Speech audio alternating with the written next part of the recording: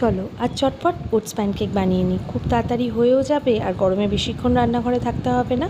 একটুখানি ওটস নিয়ে নিয়েছি, ওই ধরো 3 চামচ মতন, এই যে চামচটা হাতে ধরে আছি এই বড় চামচটার মতো 3 চামচ।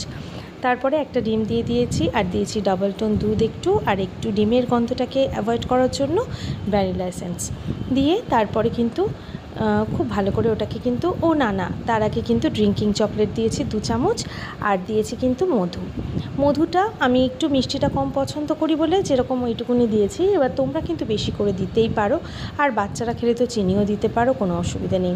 খুব ভালো করে ওটাকে ব্লেন্ড করে নিয়ে তারপরে প্যানের মধ্যে বাটার দিয়ে দিয়েছি। বাটার দিয়ে ওই 2টো মতন হয়েছে আমার এইটুকুনি, ওই 3 চামচ ওটসে আর এই যা নিলাম পরিমাণ মতো, তো 2টো মতন আমি প্যানকেক বানিয়ে ফেলেছি। আর বানানোর পরে দেখলাম মিষ্টিটা একটু বেশি কম হয়েছে, তাই মনে হয়েছিল আমার প্রথমেই যে একটু বেশি কম হয়েই গেছে, তাও একটুখানি ভালো লাগে যাতে, সেই জন্য একটু ওপর থেকে চকলেট সস দিয়েছি, আবার একটু মধু দিয়ে দিয়েছি। বেশ ভালো লাগলো জানো তো, ফার্স্ট টাইম আমি বানিয়েছি কিন্তু এটা। অনেক দেখেছি ইউটিউব ভিডিওতে যে প্রচুর বানানো হচ্ছে, তো চটপট বানানোর জন্য আজকে ট্রাই করলাম। বেশ ভালো লাগলো খেতে, বেশ সফটও হয়েছিল।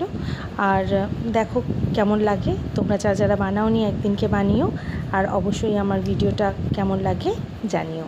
ঠিক আছে, চলো আজকে এইটুকুনি। সবাই ভীষণ ভালো থেকো, সুস্থ থেকো। আবার একটা ভিডিওতে কিন্তু তোমাদের সাথে নিশ্চয়ই দেখা হবে।